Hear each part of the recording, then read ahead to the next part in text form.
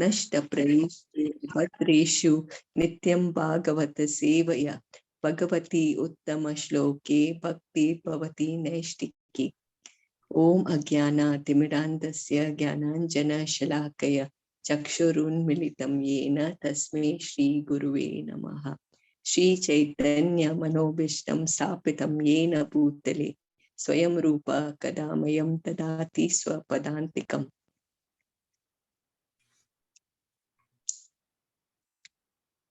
हे कृष्ण वंदे हम श्री गुरु युत पद कमलम श्री गुरुं वैष्णवंश्च श्री रूपं साग्रजतं सहगण रघुनाथं तं वितं तं सजीवं सद्वैतं सद्दूतं परिजन सहितं कृष्ण चैतन्य देवं Shri Radha Krishna पदान् सहगण Lalita Shri विशाखान्वितंश्च।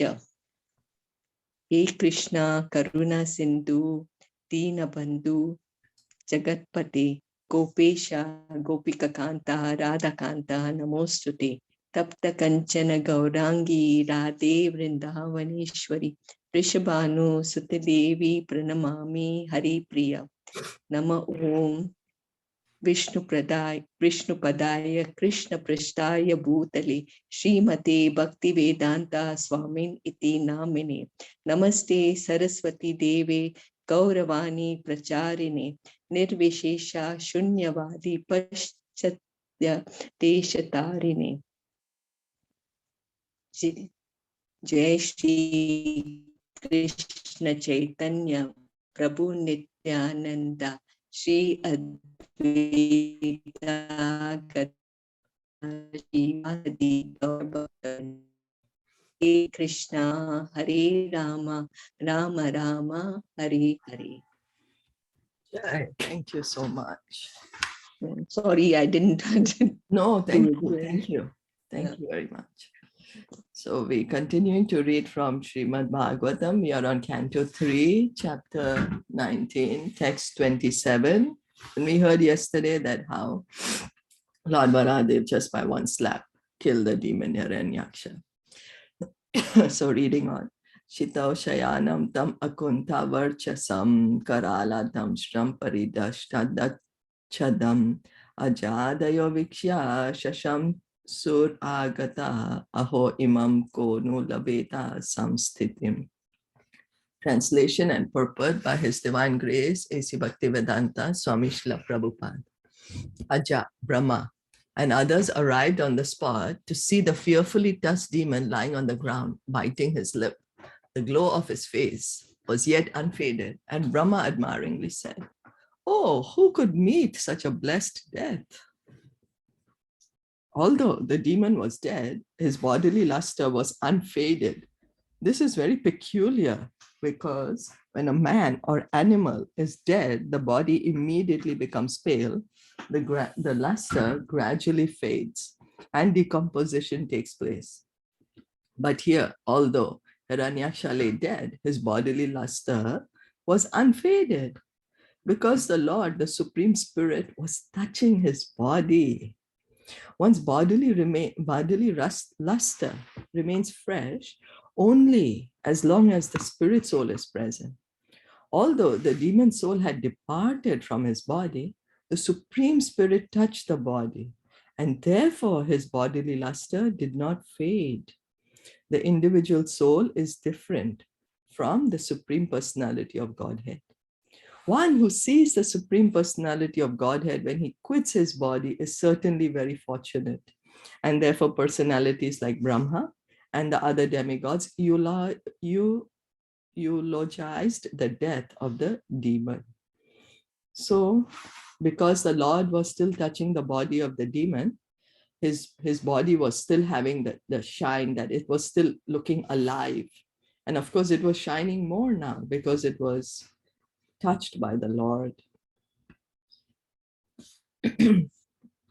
So reading on 28, Yam yogi no yoga samadhi naraho dhyayanti lingad asato mumukshaya tasyasya daitya rishabha padahato mukham prapasyam stanum utsasarjaha. Brahma continued, he was struck by a forefoot of the Lord, whom yogis seeking freedom from their unreal material bodies meditate upon in seclusion by mystic trance. While gazing on his countenance, this crest jewel of Diti's son has cast off his mortal coil. So it's a great, great fortune if we can be able to see the Lord when we are leaving the body.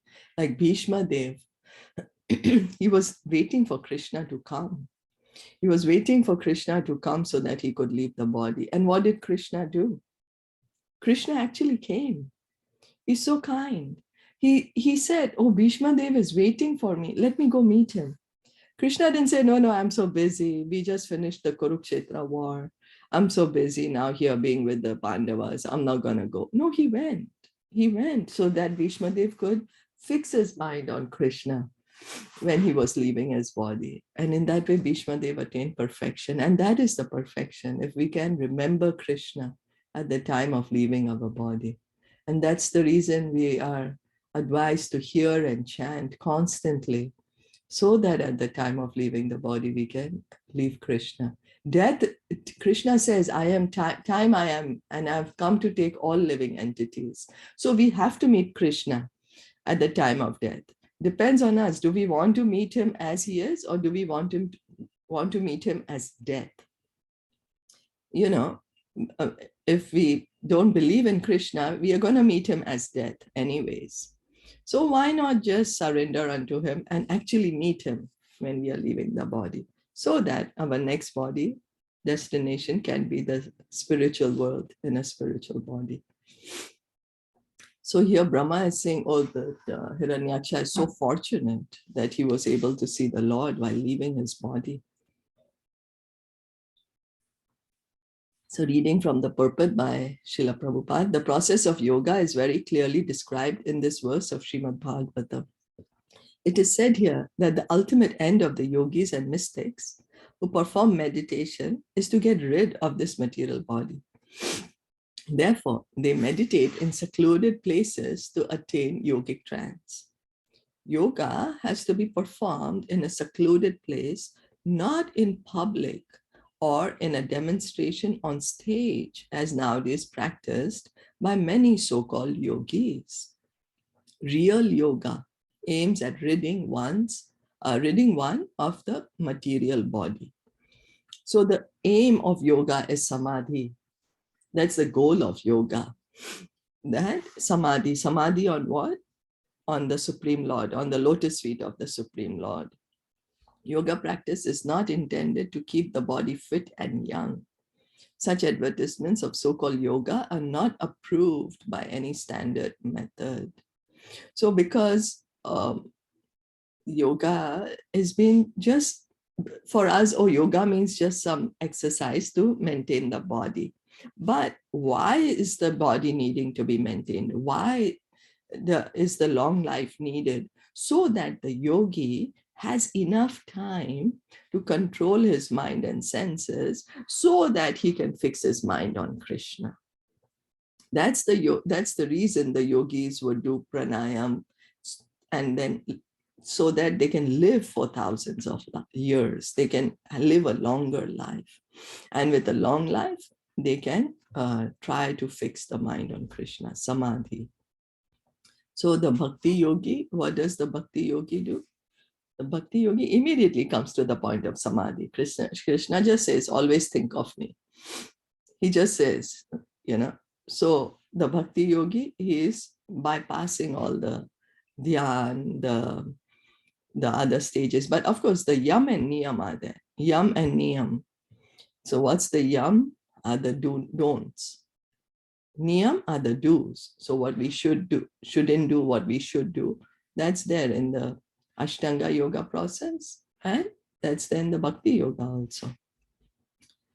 So particularly mentioned in this verse is the word yam, or unto whom, indicating the meditation should be targeted on the personality of Godhead. Even if one concentrates his mind on the bore form of the Lord, that is also yoga. So yoga means linking to the Supreme. That is the meaning of yoga. And then So when we are linking to the Supreme, then the yogi, what does he do? He fixes his mind on a particular form of the Supreme Lord. So here is mentioned that he can also fix his mind on Lord Varahadev. It's the same because Lord Varahadev is also the Supreme Lord. As confirmed in Bhagavad Gita, one who concentrates his mind constantly in meditation upon the personality of Godhead in one of his many varieties of forms is the first-class yogi, and he can very easily attain trance simply by meditating upon the form of the Lord. So in Bhagavad Gita, Krishna says in chapter 6, Dhyan Yoga, the chapter 6, in the last verse, Krishna tells to Arjuna, "Oh Arjuna, the best of the yogis is who has always fixed his mind on me. He's the best of the yogis, who always abides in me." So Krishna is throughout the Bhagavad Gita, he is telling us that Bhakti Yoga is the best way and the easiest way to approach him. If one is able to continue such meditation on the Lord's form, at the time of one's death, one is liberated from this mortal body and is transferred to the kingdom of God. So why are we saying, oh, constantly think of Krishna, constantly think of Krishna? Why? So that we will be able to think of him at the time of leaving his this body, you know. And why do we need to think of him at the time of leaving this body? Because if we don't think of him, we are going to think of anything else material. The mind has to think of something. So if you're not thinking of Krishna, we'll think of something material. If we think of something material, what will happen? We will again take another material body. So the proposal Krishna has given is, you think of me. And in that way, you will come back to me in the spiritual world. You'll get a spiritual body. And then what happens? Then when we are always thinking of Krishna, it's not only that, oh, I'm just waiting to die, so that's why I'm thinking of Krishna. No, but the very process is so joyful. The more we think of Krishna during our life, the more we hear about him, the more we chant, the more joyful we become, the more blissful the heart becomes. You know, it's not that, oh, I'm going to focus my mind. Let me think of Krishna. Let me think so that when I die, I will think of him. By the very process of trying to think of him, by hearing about him, by chanting his names, we are experiencing joy every day. So this opportunity was given to the demon by the Lord, and therefore Brahma and other demigods were astonished. In other words, the perfection of yoga practice can be attained by a demon also if he is simply kicked by the Lord. So Brahmaji is saying the yogis, they sit in meditation for thousands of years so that they can see the Lord while leaving his body. So the demons that were killed by Krishna, they are not sitting in meditation for thousands of years, but they are seeing Krishna at the time of leaving the body. So we can see they're not ordinary persons, you know, they're special personalities to be fortunate enough to see the Lord face to face while leaving their body. Doesn't mean we should become demons. No, we should try to favorably think of Krishna, favorably. And in that way, we will experience the greatest joy. Is that okay? Yes, yeah. So fortunate. Huh? Yeah, so fortunate. Fortunate, because he's taking part in the Lord's pastimes and he's seeing the Lord while leaving the body. So very fortunate. Similarly, we should feel ourselves fortunate, right? We are taking part in Lord Chaitanya's pastime. We are all in Caitanya Leela, hearing and chanting. This Lord Chaitanya's Leela is going on. And we should feel ourselves fortunate. I've been given an opportunity to participate in Lord Chaitanya's pastimes, hearing and chanting. You know, otherwise, what's our qualification to be even able to chant the holy name? To even be able to sit here and hear Bhagavatam? What's our qualification? Right. able to get up in the morning, and we're so fortunate. Yes, it's all Krishna's arrangement. It's Lord Chaitanya's Leela. We are being able to participate in Lord Chaitanya's Leela, and that is our fortune. And so we should feel grateful for that. Grateful, yes. Yeah. So, etauto parshadav asya shapad yatav asad katim punat kati paye sthanam prapatsiyete hajanma bihi. These two personal assistants of the Supreme Lord, having been cursed, have been destined to take birth in demoniac families. After a few such births, they will return to their own positions. So, Brahmaji, he knows what's happening. Deva Uchchaha Namo Namaste Khila Yagyatantave Vihittamala Sattvamurtaye Dishtya Hatoyam Jagatam Arun Tudas Tvatpada Bhaktya Vayam Isha Nivritaha. The demigods address the Lord. All obeisances unto you. You are the enjoyer of all sacrifices, and you have assumed the form of a boar in pure goodness for the purpose of maintaining the world. Fortunately for us, this demon who was a torment to the worlds has been slain by you. And we too, O Lord, are now at ease in devotion to your lotus feet. The material world consists of three modes: goodness, passion, and ignorance. But the spiritual world is pure goodness. So we have been reading the technicalities in Caitanya Caritamrita, how in this material world we are controlled by goodness, passion, and ignorance. And the spiritual world is Vishuddha Sattva, pure goodness, pure goodness. It is said here that the form of the Lord is pure goodness, which means that it is not material. In the material world, there is no pure goodness. In the Bhagavatam, the stage of pure goodness is called Sattvam Vishuddham. Vishuddham means pure.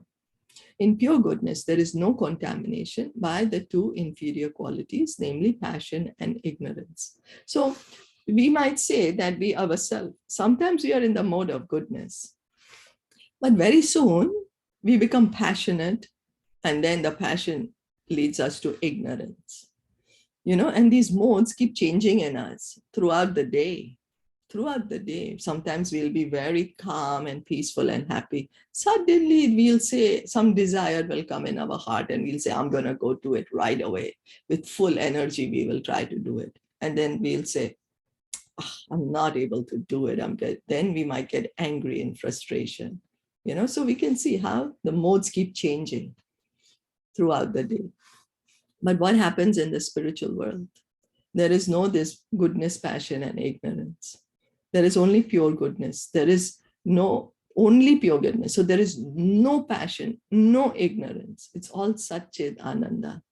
And we were saying it is the Sandhini, Samvit, and Hladini Shakti. In this material world is controlled by goodness, passion, and ignorance. The spiritual world is controlled by Sandhini, Samvit, and Hladini Shaktis, the Satchid Ananda potencies of the Supreme Lord. So what about the form of the Lord when he's coming to this material world? Does it mean that his form is material? Many people say that when the Lord comes, his form is material, that it's in the mode of goodness. No, it's not ordinary goodness. It's the mode of pure goodness. Therefore, the form of the boar in which the Lord appeared is nothing of the material world. There are many other forms of the Lord, but none of them belong to the material qualities. Such forms are non-different from the Vishnu form, and Vishnu is the enjoyer of all sacrifices. So all the incarnations of Krishna has thousands, unlimited incarnations. They are all Vishnu Tattva. They are all non-different. They are all pure goodness. They are all worshipable. They're all worshipable. Etecha amsa kalapumsa Krishnastu Bhagwan Swayam. So there are so many parts and parts and parts of Krishna, plenary expansions of Krishna. But Krishna is the original personality of Godhead. The sacrifices which are recommended in the Vedas are meant to please the Supreme Personality of Godhead. In ignorance only, people try to satisfy many other agents, but the real purpose of life is to satisfy the Supreme Lord Vishnu. All sacrifices are meant to please the Supreme Lord. The living entities who know this perfectly well are called demigods, godly, or almost God. Since the living entity is part and parcel of the Supreme Lord, it is his duty to serve the Lord and please him. So the Vedas are always recommending sacrifices. And why is the sacrifice recommended? It's recommended for the pleasure of the Supreme Lord. And why are we supposed to please the Supreme Lord? Why should I please the Lord and why should I not please myself? I'm the one who's most important. I should please myself. I should please my own senses. Well, that's the reason we are here in this material world, because we wanted to do that. But what's our original position? Original position is we are all parts and parcels of the Lord. And so it is our duty to serve the Lord because we are parts and parcels. It's a loving. So when we say serve, then we say, oh, why should I serve? But then where does service spring from? Service is a symptom of love. Where there is love, automatically there is service. And each of us has this original love for Krishna. And because of that love, we serve him. But now in our conditioned life, that love for Krishna is transferred into lust for enjoying our own senses. And we can see that Krishna loves us so much. He loves us so much. He's serving us. He creates this whole material manifestation for us to enjoy.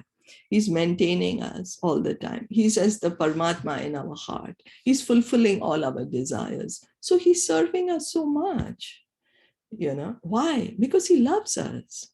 He loves us. And all we have to do is to revive our love for him. And that begins by engaging in devotional service. So the demigods are all attached to the personality of Godhead. And for their pleasure, the demon, who was a source of trouble to the world, was killed. So Krishna says, Paritranaya sadhuna minashaya cha dushkritam. He says in Bhagavad Gita, I come to annihilate the miscreants and to protect the devotees. And this is what Lord Varahadev did. Hiranyaksha was troubling the demigods.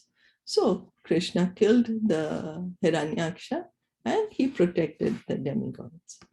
Purified life is meant to please the Lord, and all sacrifices performed in purified life are called Krishna consciousness. This Krishna consciousness is developed by devotional service, as clearly mentioned here. So Krishna consciousness means to please the Lord, and it is developed by Krishna devotional service. Devotional service begins by hearing and chanting. By hearing and chanting, that is devotional service. We are pleasing the Lord when we are chanting the holy name. It is our service to the Lord. So when we chant the holy name in a mood of love, in a mood of devotion, in a mood for wanting to please the Lord, that is the correct mood to chant the holy name.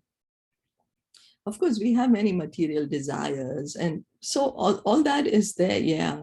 But we should try to muster as much love, as much devotion as we can while we are chanting. Call out to the holy name of the Lord. My dear Krishna, I want to be with you. So in that mood, try chanting in that mood, and then that helps to revive the love that we have for Krishna. Any comments?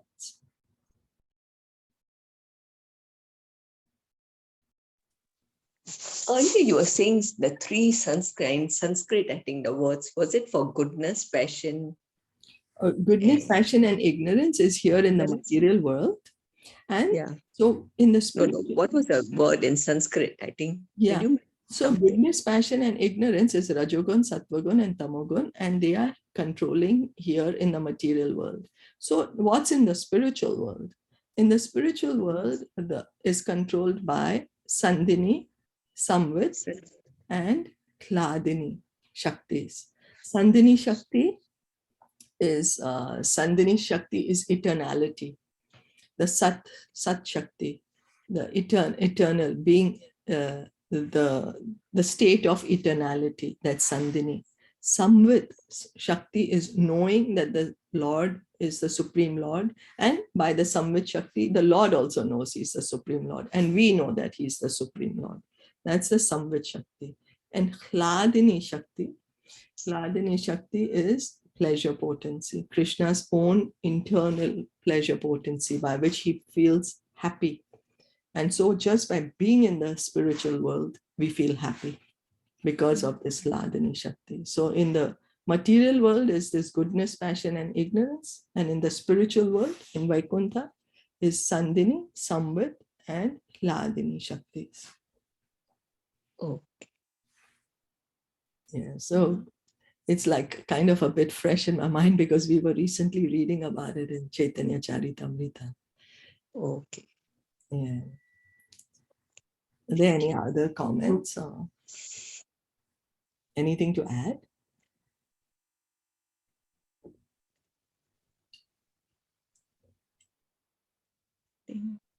Okay. So we'll stop here for today. This is a bit longer, so we could just start it tomorrow then. Yeah. Okay. Srimad Bhagavatam ki jai, Shilpa Prabhupada ki jai, Gaur Premanande, Hari Bol. Thank you so much for listening in. Thank you for joining in. Hare Krishna.